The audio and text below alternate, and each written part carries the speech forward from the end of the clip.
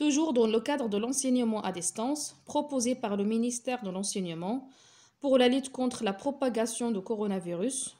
Je vous propose de suivre la deuxième partie du cours photosynthèse. Comme vous voyez, on est toujours dans le premier axe, les pigments chlorophylliens. On a expliqué dans la première partie de ce cours extraction de la chlorophylle brute des feuilles, séparation des pigments chlorophylliens par chromatographie. Maintenant, on va travailler sur la troisième partie, relation entre les pigments chlorophylliens et la lumière. On va étudier les propriétés de la chlorophylle en relation avec la lumière et en commençant tout d'abord par expliquer c'est quoi la lumière blanche.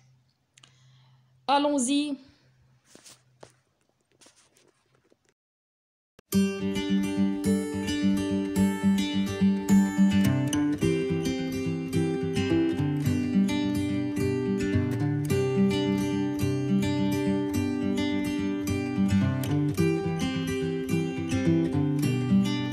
Newton a constaté qu'en éclairant un prisme avec de la lumière blanche, celle-ci sortit du prisme en étant déviée et qu'il se décomposait en lumière de toutes les couleurs de l'arc-en-ciel. Il en a déduit que la lumière blanche est composée de toutes ces couleurs et que le prisme a pour effet de les séparer. La lumière blanche est une lumière polychromatique, c'est-à-dire composée de plusieurs couleurs. À chaque couleur correspond une grandeur physique appelée longueur d'onde. Le spectre de la lumière blanche contient toutes les radiations auxquelles l'œil humain est sensible, c'est-à-dire toutes les radiations dont la longueur d'onde est comprise entre 400 et 800 nanomètres. Les différentes radiations qui composent la lumière blanche ne sont pas divisées de la même façon par le bloc de verre. Le bleu est plus dévié que le rouge, donc chaque couleur possède une longueur d'onde différente, c'est-à-dire que le rouge a une longueur d'onde plus longue, suivi du couleur orange, jaune, verte, bleu, violet qui ont une longueur moins longue. Et enfin, on constate que la lumière blanche est un mélange de différentes couleurs.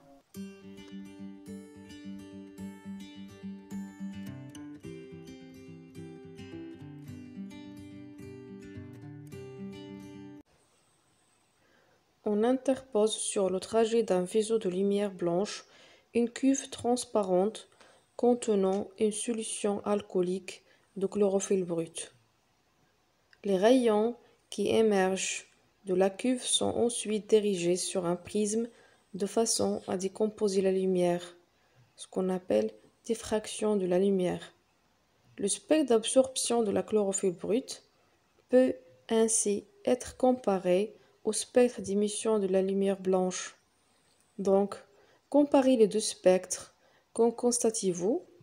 Que pouvez-vous dire des radiations lumineuses qui ont traversé la solution de la chlorophylle?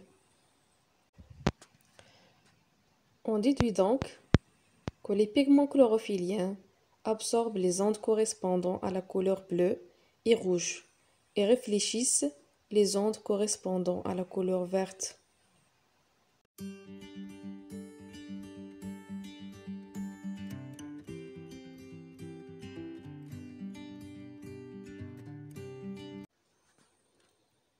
Lorsqu'on projette la lumière blanche sur une solution de chlorophylle brute, il apparaît rouge du côté de projection de la lumière et verte du côté opposé de projection de la lumière. La chlorophylle émet des radiations rouges. On parle de la fluorescence.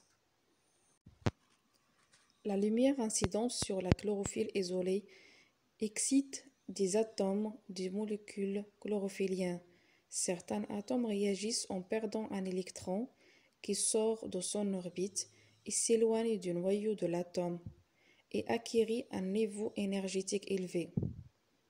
L'atome de la molécule chlorophyllienne passe de l'état initial à l'état excité, qui est instable et momentané. L'électron retourne rapidement à son orbite initiale en libérant l'énergie emmagasinée.